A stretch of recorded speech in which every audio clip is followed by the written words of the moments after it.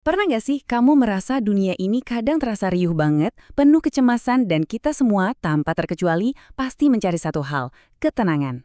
Tapi pertanyaannya, di mana kita bisa menemukannya? Jawabannya mungkin jauh lebih dekat dari yang kita bayangkan, tersembunyi di dalam salah satu nama terindah Allah yang akan kita bahas tuntas hari ini. Yuk, kita jujur-jujuran sejenak. Rasa cemas, takut, nggak aman, perasaan-perasaan ini manusiawi banget kan? Semua orang pasti pernah merasakannya. Kadang rasa itu datang dari luar, dari hal-hal yang nggak pasti. Tapi sering juga loh datangnya malah dari dalam pikiran kita sendiri. Dan ternyata jawaban atas semua keresahan itu ada dalam pemahaman kita tentang salah satu Asmaul Husna, yaitu Al-Mu'min. Ini bukan sekedar nama atau gelar biasa, tapi sebuah konsep yang, wow, powerful banget dan bisa mengubah total cara kita memandang rasa aman. Jadi apa sih sebenarnya makna al-mu'min itu? Sederhananya, artinya adalah yang maha memberi rasa aman. Coba deh renungkan, ini tuh sebuah penegasan yang kuat banget bahwa sumber keamanan sejati yang mutlak itu cuma satu. Dialah tempat kita ibaratnya pulang saat dunia terasa mengancam, saat hati kita lagi galau atau dilanda badai ketakutan.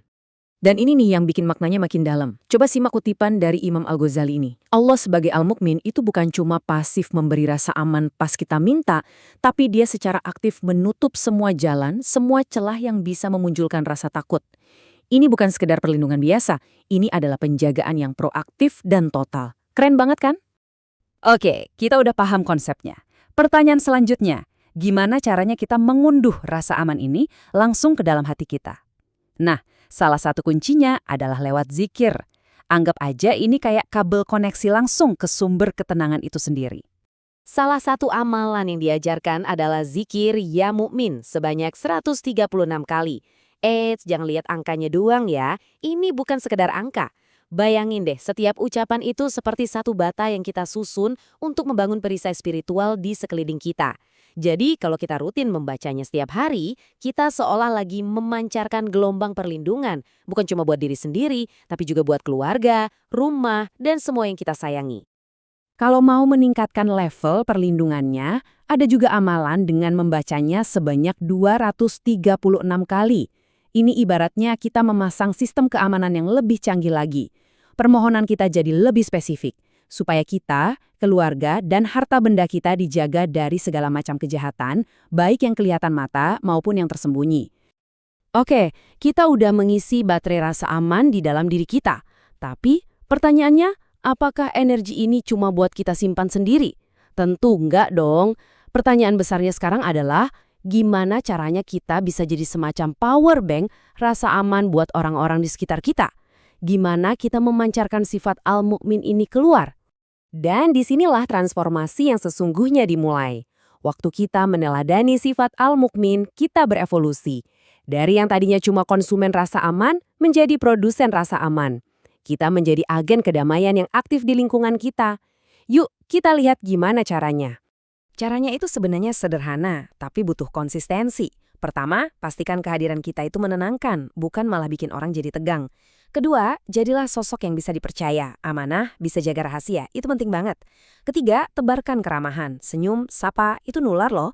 Keempat, proaktif menciptakan lingkungan yang kondusif dan damai. Dan yang kelima, yang gak kalah penting, latih diri kita untuk selalu berprasangka baik pada orang lain. Setiap langkah ini adalah manifestasi nyata dari sifat al-mu'min dalam diri kita. Sekarang, ayo kita bawa konsep ini ke laboratorium kehidupan kita sehari-hari, yaitu sekolah. Gimana caranya kita bisa mempraktekkan ini di antara teman-teman? Sekolah itu tempat latihan yang sempurna banget untuk kita jadi al-mu'min versi mini di lingkungan kita. Coba lihat deh contoh-contoh yang simple ini. Waktu kamu bantu teman yang lagi pusing sama pelajaran, kamu itu lagi memberinya rasa aman dari takut gagal. Waktu kamu memilih untuk gak ikutan bergosip, kamu lagi membangun benteng keamanan buat reputasi temanmu. Waktu kamu menjaga ucapan, kamu menciptakan ruang aman secara emosional.